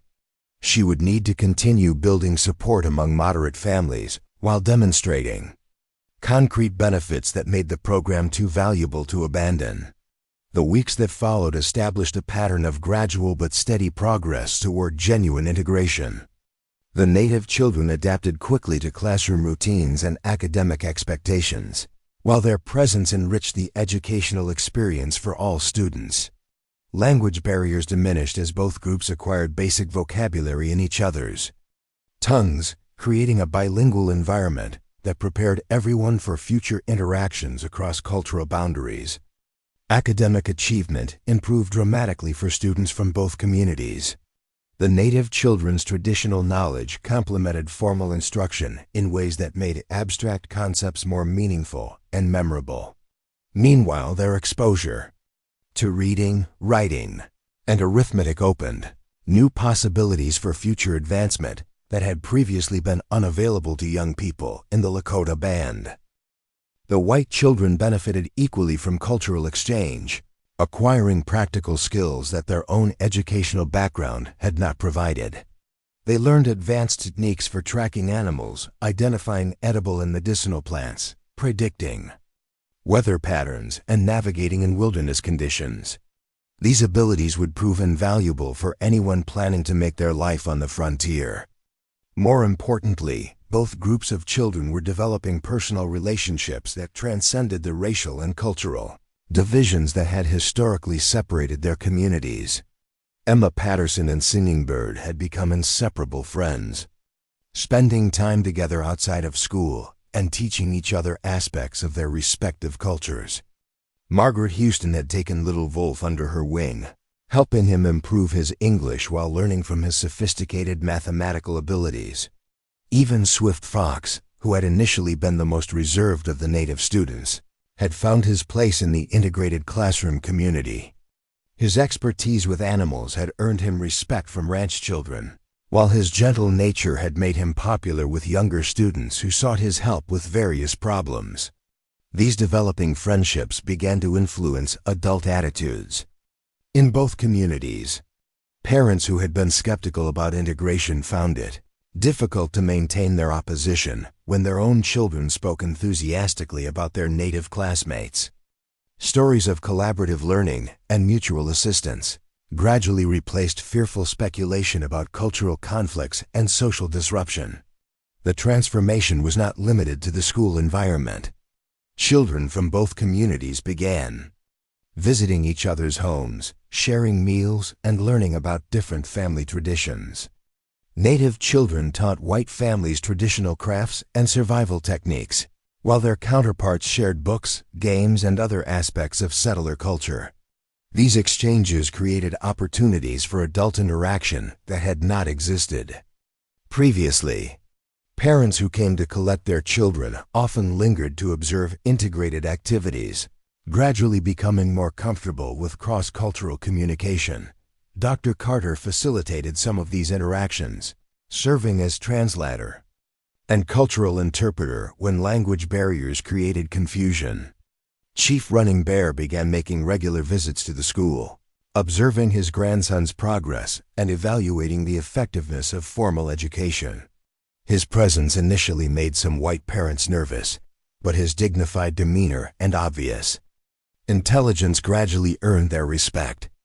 The chief's conversations with Kate about educational philosophy and child development revealed sophisticated thinking that challenged stereotypical assumptions about native intellectual capabilities. The success of integration also attracted attention from outside the immediate community. Word of Kate's experimental program spread through the territorial communication networks, generating interest from educators, government officials, and social reformers who recognized its potential significance. Several visitors made the journey to Pine Ridge Valley to observe integrated education in action and evaluate its potential for replication elsewhere. One particularly significant visitor was Colonel James Walsh, the Territorial Superintendent of Education, who arrived unannounced on a crisp October morning to conduct an official evaluation of Kate's program. The colonel was a veteran of Indian wars who had later become an advocate for peaceful resolution of conflicts between settlers and native peoples.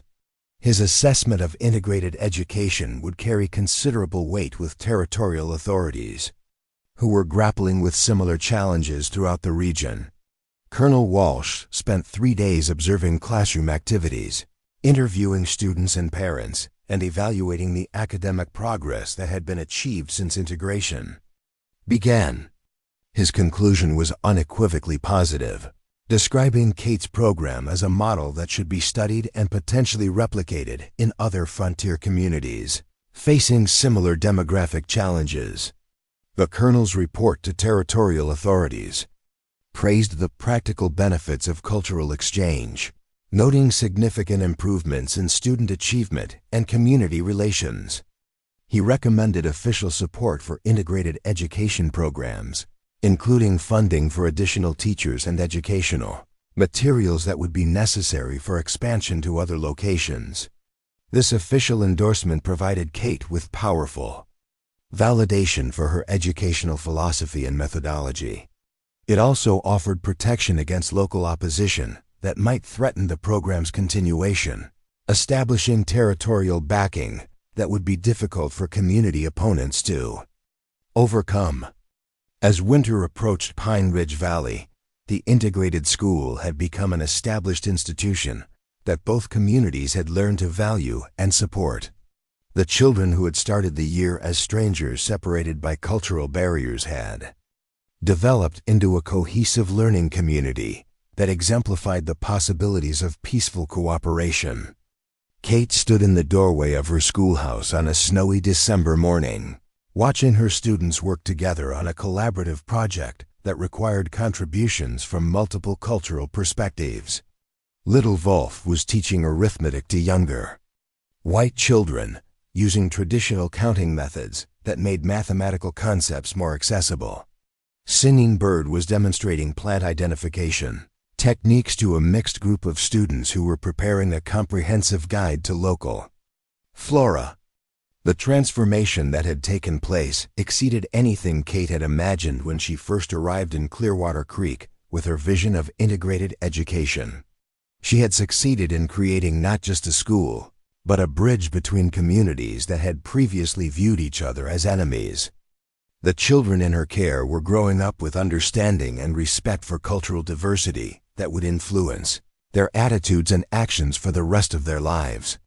But perhaps most importantly, Kate had demonstrated that education could serve as a powerful force for social change, capable of breaking down barriers that had seemed insurmountable and creating possibilities that no one had previously dared to envision. The school that had started as an abandoned church had become a symbol of hope for a future where different peoples could work together in pursuit of common goals. The Christmas pageant that concluded the school year brought together families from both communities in a celebration that would have been unimaginable just months earlier. Native and white children performed together, sharing songs and stories from their respective traditions, while their parents watched with pride and amazement at what their young ones had accomplished. As the evening concluded and families began their journeys home through the snow-covered valley, Kate reflected on the journey that had brought her from Boston to this remote corner of Colorado territory. She had come west with a vision of education as a transformative force, believing that knowledge and understanding could overcome the barriers that divided human communities. That vision had been tested by the harsh realities of frontier life, challenged by prejudice and fear that ran deeper than she had initially understood. But it had also been validated by the courage and openness of children who refused to accept the limitations that adults had imposed on their world. The school bell that Kate rang each morning now called together students whose friendships transcended the racial and cultural divisions that had historically defined their communities. The lessons they learned prepared them not just for academic achievement, but for lives of cooperation and mutual respect that could serve as models for future generations. As Kate locked the schoolhouse door and walked home through the quiet snow, she carried with her the satisfaction of knowing that she had changed not just individual lives, but the fundamental possibilities of an entire region. The frontier woman who had opened the first integrated school in Pine Ridge Valley had proven that education could indeed be a bridge between worlds, creating understanding where once there had been only fear and suspicion. The children who would return after the winter break would continue building that bridge, one lesson and one friendship at a time, until the day came when integration was not an experiment, but simply the natural way that communities educated their young people for success in an increasingly connected world. Spring returned to Pine Ridge Valley with a rush of melting snow and the urgent green of new growth pushing through winter's debris. Kate stood at the window of her schoolhouse, watching the creek run high with snowmelt while the first wildflowers painted splashes of color across the meadows. The building itself had been transformed over the winter months, with new desks crafted by grateful parents and fresh whitewash covering walls that had once seemed destined for abandonment. But the most remarkable transformation was not visible in the physical improvements to the school. It lived in the easy camaraderie between children who had learned to see past the surface differences that once seemed so important to their elders. Little Wolf and Margaret Houston worked side by side on a mathematics problem, their heads bent together over a slate as they debated the most efficient solution. Emma Patterson braided wildflowers into singing birds' hair while the older girl told stories about the medicinal properties of each bloom. Swift Fox demonstrated rope-making techniques to a group of ranch children who had become his devoted apprentices. The second year of integrated education had brought challenges that Kate had not anticipated during those hopeful early days. Federal officials had visited 3 more times, drawn by reports of successful cooperation between settler and native communities. Each inspection brought tension, as government representatives arrived with their own preconceptions about appropriate relationships between white and Indian populations. Some officials expressed concern that Kate's methods were too permissive, allowing Native children to maintain cultural practices that federal policy sought to eliminate. Others worried that white children were being exposed to influences that might make them sympathetic to Indian claims on disputed territories. But Colonel Walsh's continued support and the undeniable academic success of all students had protected the program from official interference. The territorial governor himself had made an unannounced visit in February, arriving during a blizzard that stranded him in Clearwater Creek for 3 days. Governor Pierce was a political appointee from back east who had expected to find Kate's experiment either a naive failure or a dangerous precedent that encouraged unrealistic expectations about Indian capabilities. Instead, he discovered a functioning educational community that challenged every assumption he had brought with him. Little Wolf demonstrated mathematical abilities that surpassed those of white children from much more privileged backgrounds. Singing Bird's knowledge of natural science impressed even the governor's own aide, who had attended college in Philadelphia. Swift Fox's ability to communicate complex concepts despite limited English vocabulary revealed intellectual sophistication that contradicted prevailing theories about racial capabilities. But it was the children's obvious affection for each other that truly transformed the governor's perspective. He watched Emma and Singing Bird share a book, taking turns reading aloud and helping each other with difficult words. He observed little Wolf patiently teaching traditional counting methods to white children who struggled with arithmetic. He saw a swift fox comfort a homesick ranch boy with the same gentle concern he might show for an injured animal. By the time the weather cleared enough for travel, Governor Pierce had become an unexpected advocate for integrated education. His subsequent reports to Washington described Kate's program as a model for peaceful relations between settlers and Native peoples, recommending expansion rather than restriction of such experimental approaches. This high-level political support provided Kate with protection she had not dared to hope for, but it also brought new pressures and expectations. Educational reformers from eastern cities began corresponding with her, seeking detailed information about her teaching methods and curriculum design. Religious organizations inquired about establishing similar programs under church auspices. Even foreign observers, including a delegation from Canada studying approaches to Indigenous education, made the arduous journey to Pine Ridge Valley. The attention was gratifying but also overwhelming. Kate found herself spending increasing amounts of time writing reports, hosting visitors, and explaining her methods to people who had never experienced the realities of frontier life. What had begun as a simple desire to educate all children in her valley had become something approaching a social movement with implications far beyond her original intentions. More concerning were the changes taking place within her own community. Success had brought prosperity to Clearwater Creek, as government contracts and increased trade transformed the isolated settlement into a regional center. New families arrived monthly, drawn by reports of peaceful relations with Native peoples and opportunities for economic advancement. But these newcomers often lacked the shared history that had enabled the original integration experiment to succeed.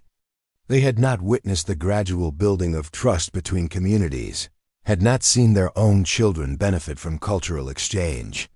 Some arrived with rigid preconceptions about racial hierarchies that put them at odds with the cooperative relationships that had developed over 2 years of integrated education. The most serious challenge came from Reverend Marcus Stone, a newly arrived minister who viewed Kate's program as a dangerous deviation from proper Christian education. Stone had been sent by the Methodist hierarchy to establish a conventional school that would provide religious instruction alongside academic learning, replacing what he saw as Kate's secular and racially inappropriate experiment. Reverend Stone was a formidable opponent, armed with official church credentials and strong connections to territorial authorities. He possessed the kind of theological education that impressed frontier communities, and his sermons drew large crowds who were eager for the spiritual guidance that had been lacking in their isolated settlement. The Reverend's opposition to integrated education was based on both religious doctrine and social theory. He argued that God had created distinct races for divine purposes, and that mixing children from different backgrounds violated natural law and biblical teaching. He claimed that Kate's methods encouraged dangerous equality between peoples whom Providence had ordained to occupy separate spheres. But Stone's most effective arguments were practical rather than theological. He pointed out that Kate's program had no official sanction from educational authorities, that her teaching credentials were from a secular institution rather than a religious seminary, and that her methods had never been tested in controlled conditions that could verify their effectiveness. The Reverend's arrival coincided with a period when some parents were beginning to question whether their children's education was preparing them adequately for success in mainstream American society. The traditional knowledge that Native children brought to the classroom was undeniably valuable for frontier survival, but would it help white students compete for opportunities in territorial capitals or eastern cities? These concerns created the first serious divisions within Kate's parent community since the integration program had begun. Families who had been enthusiastic supporters began expressing doubts about whether their children were receiving sufficiently rigorous preparation in conventional academic subjects. Some worried that emphasis on cultural exchange was distracting from the fundamental skills of reading, writing, and arithmetic that would determine their children's future prospects. Kate responded to these challenges by restructuring her curriculum to demonstrate that integrated education actually enhanced rather than compromised traditional academic achievement. She organized public exhibitions where students displayed their mastery of conventional subjects, showing that cultural exchange had enriched rather than replaced standard learning objectives. Little Wolf's performance at these demonstrations was particularly compelling.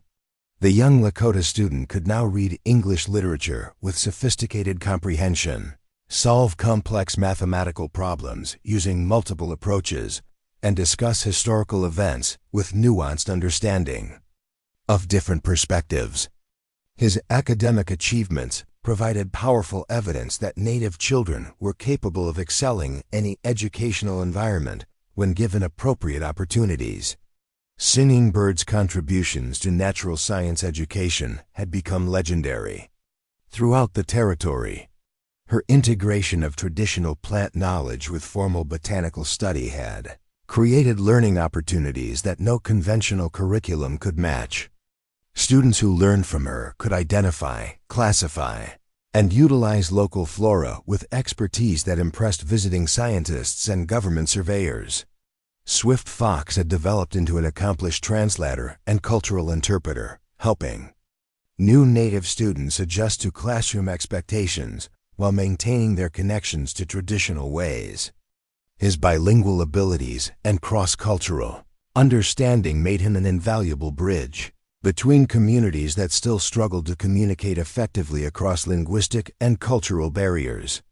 But it was the white children's achievements that ultimately silenced most critics of integrated education. Emma Patterson could now speak fluent Lakota and possessed wilderness survival skills that surpassed those of many adult frontiersmen. Margaret Houston had developed into a sophisticated young scholar whose understanding of multiple cultural perspectives prepared her for leadership roles in an increasingly diverse society.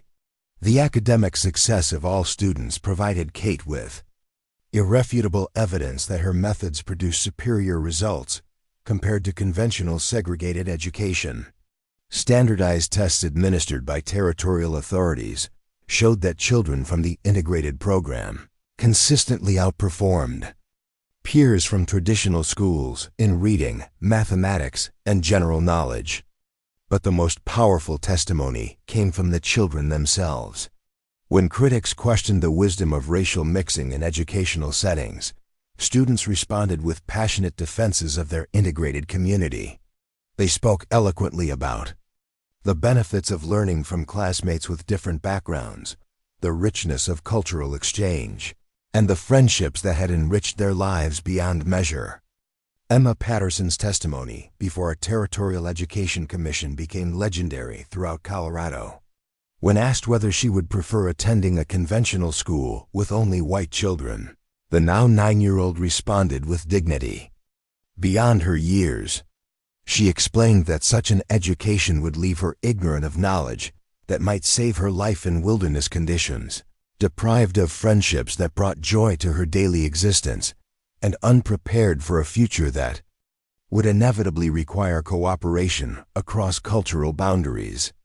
Little Wolf's parallel testimony to a different audience was equally compelling. When federal officials questioned whether Native children belonged in white educational institutions, he demonstrated his academic achievements while also sharing traditional knowledge that revealed the sophisticated intellectual traditions of his own people. His presentation challenged assumptions about educational hierarchies while proving that integration benefited students from all backgrounds. These testimonies, widely reported in territorial newspapers, shifted public opinion decisively in favor of integrated education. Parents throughout Colorado began requesting similar programs for their own communities, while politicians recognized the political advantages of supporting initiatives that promised peaceful relations with Native peoples. The success also attracted national attention that Kate had never anticipated. Harper's Magazine published a lengthy article about the Pine Ridge Valley experiment, complete with illustrations showing Native and white children working together in classroom settings. The piece generated enormous response from readers throughout the country, many of whom expressed interest in supporting similar programs elsewhere. The Presbyterian Church, eager to counter Methodist criticism of integrated education, offered to establish Kate as the director of a territorial network of integrated schools. The proposal included substantial funding, administrative support, and opportunities for professional advancement that would have been unimaginable when she first arrived in Clearwater Creek. But Kate found herself surprisingly reluctant to abandon the intimate community she had spent 3 years building. The prospect of administrative responsibilities and bureaucratic oversight held little appeal compared to the daily satisfactions of teaching children who had become like family to her. The relationships she had developed with students, parents, and community leaders represented investments that could not be easily transferred to new locations. The decision became even more complex when Chief Running Bear approached her with a proposal that would fundamentally change the nature of her educational mission. The aging leader had been impressed by his grandson's academic progress and the benefits that integrated education had brought to the entire Lakota band. He wanted Kate to establish a permanent school that would serve as a cultural bridge for generations to come. The chief's vision was ambitious and far-reaching. He proposed creating an educational institution that would attract students from multiple native tribes as well as white settlements throughout the region. The school would offer advanced instruction in both traditional and academic subjects, preparing young people for leadership roles in a rapidly changing world. Running Bear also suggested that Kate consider marriage to his son, a widowed warrior named Standing Eagle, who had emerged as one of the band's most respected leaders. Such a union would formalize her position within the Lakota community while creating a personal foundation for the permanent educational institution the chief envisioned. The proposal was both flattering and overwhelming. Kate had developed deep respect and affection for the Lakota people, and the prospect of permanent integration into their community held genuine appeal. But she also understood that such a commitment would require abandoning ties to her own cultural background that remained important to her identity. The question was resolved in an unexpected way that reflected the complex dynamics of frontier life. Dr. William Carter, whose support had been crucial to the success of integrated education, had gradually developed feelings for Kate that transcended their professional relationship. The physician had observed her courage, dedication, and effectiveness as an educator, qualities that had impressed him far more than conventional feminine accomplishments might have done. William's proposal of marriage offered Kate the opportunity to remain in Pine Ridge Valley while maintaining connections to both communities that had become central to her life. As the wife of a respected physician who served all residents of the region, she could continue her educational work while also establishing the stable family relationships that frontier society expected of adult women. The wedding that took place in late spring brought together representatives from both communities in a celebration that symbolized the bridges Kate had built during her years as a teacher. Chief Running Bear participated in the ceremony alongside Reverend Wright, creating a unique fusion of cultural traditions that reflected the integrated community that had developed around the school. Little Volf, now 11 years old and serving as an informal assistant teacher, delivered a speech in both English and Lakota that moved many attendees to tears. He spoke about the education he had received and the opportunities it had created for his future, but also about the friendships that had enriched his life and the understanding he had gained about the possibilities for cooperation between different peoples. Emma Patterson and Singing Bird served as flower girls, their easy collaboration symbolizing the natural integration that had developed among the younger generation. Margaret Houston, now approaching 16 and preparing for advanced education back east, delivered the formal student address that had become a tradition at community celebrations. But perhaps the most significant moment came when Jake Morrison, the bitter settler who had initially opposed all cooperation with native peoples, presented Kate with a hand-carved desk that he had crafted during the long winter months. His gift represented a transformation of heart that few had thought possible, proof that education could indeed change attitudes that had seemed permanently fixed. The school that Kate had established continued to flourish under her direction, but it also evolved to meet the changing needs of a rapidly growing region. Advanced students began serving as teachers for younger children, creating a self-sustaining educational community that could adapt to whatever challenges the future might bring. Little Wolf eventually traveled to Denver for secondary education, becoming one of the first native students to attend the Territorial University.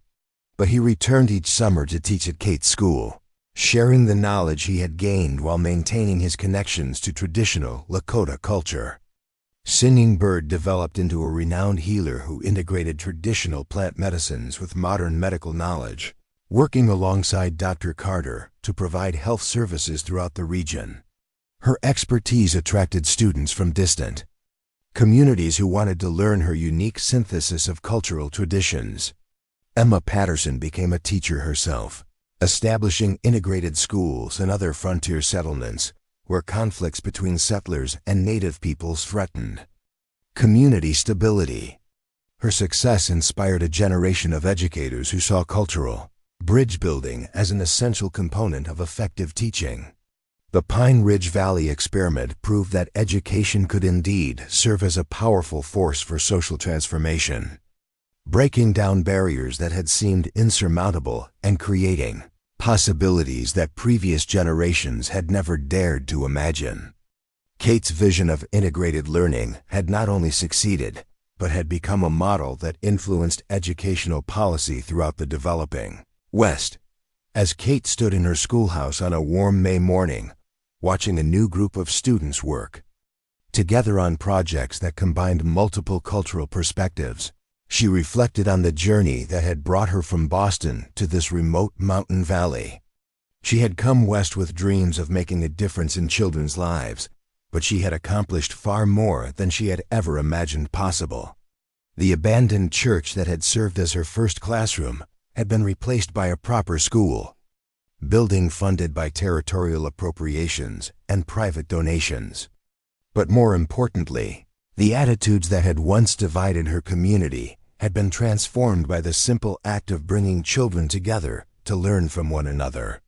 The frontier woman who had opened the first integrated school in Colorado Territory had proven that courage, determination, and faith in human potential could overcome even the most entrenched prejudices. The legacy she had created would continue influencing education and community relations long after her own teaching days had ended, carried forward by students who had learned that differences in background could be sources of strength rather than division. The bell that called children to school each morning now rang for a community that had moved beyond the fears and suspicions that had once seemed so natural and necessary. In their place had grown understanding, cooperation, and friendship that would serve as foundations for whatever challenges the future might bring to this corner of the American frontier. 25 years had passed since Kate Mitchell first stepped off the supply wagon in Clearwater Creek, and the valley had been transformed in ways that even she could never have envisioned. The rough frontier settlement had grown into a thriving town of nearly 800 residents with paved streets, electric lighting, and a railroad depot that connected Pine Ridge Valley to the wider world. But the most remarkable change was not visible in the modern conveniences or expanded buildings. It lived in the easy familiarity between people whose grandparents had once viewed each other as natural enemies. Kate Carter stood at the podium in the grand auditorium of the Pine Ridge Valley Educational Institute, her silver hair gleaming in the electric lights as she addressed the largest gathering in the institution's history. Representatives from universities across the nation had traveled to Colorado to observe the 25th anniversary celebration of integrated education, drawn by reports of an educational experiment that had defied all conventional wisdom about racial cooperation. In the front row sat little Wolf, now Dr. Joseph Running Bear, having earned his doctorate in linguistics from Harvard University before returning to direct the Institute's Native Studies program. Beside him was Emma Patterson Thompson, whose network of integrated schools had spread throughout the Mountain West, transforming educational opportunities for thousands of children. Singing Bird had become Dr. Mary Spotted Horse Williams, renowned throughout the territory for her groundbreaking research into traditional medicine and its integration with modern scientific methods. The auditorium was filled with former students who had gone on to careers that would have been unimaginable for frontier children a generation earlier. Native graduates served as lawyers, doctors, teachers, and government officials. White students had become anthropologists, linguists, and cultural interpreters who facilitated cooperation between diverse communities throughout the expanding nation. But perhaps most significantly, many had simply become neighbors who saw nothing remarkable about the cultural diversity that defined their community. The third generation of Valley residents included children whose mixed heritage reflected marriages that had bridged cultural boundaries, creating families that embodied the integration Kate had once dreamed might be possible. Kate's address that evening reflected on the journey that had brought them all to this moment of celebration and recognition. She spoke about the fears and suspicions that had once seemed so natural and necessary, the gradual building of trust between communities that had learned to see beyond surface differences.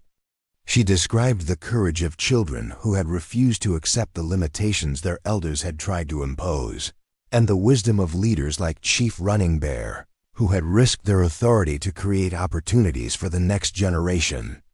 But Kate also acknowledged the ongoing challenges that still faced communities, struggling with questions of diversity and inclusion. The success of Pine Ridge Valley had not eliminated prejudice from the American landscape, and the principles they had developed required constant renewal and adaptation to remain vital in changing circumstances. The Institute itself had evolved far beyond Kate's original vision of a simple country school. The campus now included specialized facilities for research into indigenous knowledge systems, teacher training programs that attracted educators from around the world, and scholarly publications that influenced academic thinking about multicultural education. The library contained one of the nation's most comprehensive collections of Native American linguistic materials, much of it compiled by Little Wolf and his colleagues who had worked to preserve traditional knowledge that might otherwise have been lost. The natural science laboratories showcased the integration of traditional ecological knowledge with modern research methods, producing innovations that had influenced agriculture, medicine, and environmental management throughout the region. The teacher training program had become particularly renowned for its emphasis on cultural competency and community engagement. Graduates of the Pine Ridge Valley program were sought after by school districts throughout the nation, valued for their ability to work effectively with diverse student populations and create inclusive learning environments. Kate's own role had evolved from frontier teacher to educational philosopher, her writings on integrated learning influencing policy, discussions in Washington, and inspiring educators working with immigrant populations in eastern cities. The methods she had developed for bridging cultural differences had proven applicable far beyond the specific circumstances of settler-native relations. But on this anniversary evening, surrounded by the faces of former students who had become leaders in their respective fields, Kate found herself thinking not about policy implications or academic theories. Instead, she remembered individual moments that had crystallized the transformation she had witnessed. Emma's first halting words in Lakota, Little Wolf's excitement at mastering written English, the Christmas pageant that had brought two communities together in celebration. The celebration continued for 3 days, featuring scholarly presentations, cultural performances, and informal gatherings that allowed former students to reconnect with classmates they had not seen for years. The conversations that filled the campus revealed how thoroughly the principles of integrated education had influenced the lives and careers of those who had experienced it as children. Dr. Running Bear delivered a keynote address about the preservation of indigenous languages, describing how the multilingual environment of Kate's school had inspired his life's work. He had gone on to document dozens of native languages throughout the West, creating educational materials that helped tribal communities maintain their linguistic heritage while also preparing young people for success in mainstream society. Emma Patterson Thompson spoke about the network of integrated schools she had established, describing both the successes and the ongoing challenges of implementing multicultural education in communities that lacked Pine Ridge Valley's unique history of cooperation. Her experiences had taught her that the methods Kate had developed required careful adaptation to local circumstances, but that the underlying principles remained universally applicable. Dr. Spotted Horse Williams presented research that demonstrated the scientific validity of traditional healing methods, showing how indigenous knowledge could enhance rather than conflict with modern medical practice. Her work had helped establish new standards for cultural competency in healthcare, improving treatment outcomes for Native patients, while also expanding therapeutic options for all community members. The anniversary celebration also featured presentations by educators from around the world who had studied the Pine Ridge Valley model. Representatives from Canada described similar programs working with First Nations communities. Scholars from Australia discussed applications of integrated education principles in Aboriginal contexts. Even European educators shared experiences with multicultural approaches developed for immigrant populations. These international perspectives reminded everyone present that the challenges Kate had confronted in a remote Colorado Valley were part of larger global patterns of cultural contact and adaptation. The solutions developed in Pine Ridge Valley had relevance far beyond their original context, offering insights that could inform educational practice wherever diverse populations sought to build cooperative communities. The final event of the anniversary celebration was a community dinner that brought together residents from throughout the region. The gathering took place in the same meadow where Kate had first met with Chief Running Bear a quarter-century earlier, though the location was now marked by a bronze plaque commemorating that historic negotiation. As Kate looked around the dinner tables, she saw the living embodiment of the vision that had once seemed impossibly idealistic. Families that included members from multiple cultural backgrounds shared meals prepared using recipes that blended traditions from different heritage communities. Children played games that combined elements from various cultural sources, creating new traditions that reflected their integrated upbringing. The conversation flowed easily in multiple languages, with translation occurring naturally as family members helped each other communicate across linguistic boundaries. These multilingual exchanges had become so routine that many participants were unconscious of the remarkable nature of what they were accomplishing. But Kate was acutely aware of how extraordinary this gathering would have appeared to the frightened, suspicious communities she had first encountered. The trust and cooperation that now seemed natural had been built through decades of patient work by multiple generations of community members who had chosen understanding over fear. As the evening drew to a close, Kate was approached by a group of current students who had prepared a special presentation. These young people, representing the fourth generation to attend integrated schools in the valley, had created a documentary film about the history and ongoing significance of their educational community. The film featured interviews with elderly residents who remembered the early days of integration, archival photographs and documents that chronicled the school's development, and contemporary footage showing current educational practices. But the most powerful segments were testimonials from alumni, describing how their integrated education had shaped their personal and professional lives. The documentary concluded with a message from the current student body, expressing their commitment to continuing the work of building bridges between diverse communities. These young people understood that they had inherited a precious legacy that required active maintenance and thoughtful adaptation to remain relevant in changing times. As Kate walked home through the quiet streets of modern Clearwater Creek, she reflected on the improbable journey that had brought a young teacher from Boston to become a pioneer of multicultural education on the American frontier. The vision that had driven her west had been tested by challenges she could never have anticipated, but it had also been validated by successes that exceeded her most optimistic dreams. The school bell that would ring the next morning would call to assembly students whose grandparents had once viewed each other as natural enemies. The lessons they would learn would prepare them not only for academic achievement, but for lives of service in an increasingly interconnected world that required the kind of cross-cultural understanding their community had spent decades developing.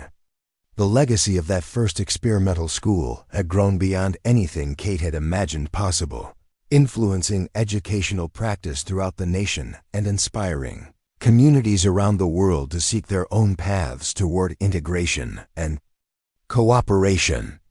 But perhaps most importantly, it had created a place where children could grow up believing that diversity was a source of strength rather than division, that differences in background could be celebrated rather than feared.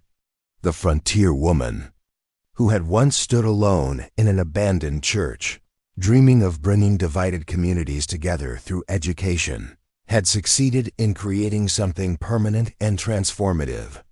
The Pine Ridge Valley Educational Institute would continue its work long after she was gone, carried forward by generations of educators who understood that the future belonged to those who could build bridges rather than walls.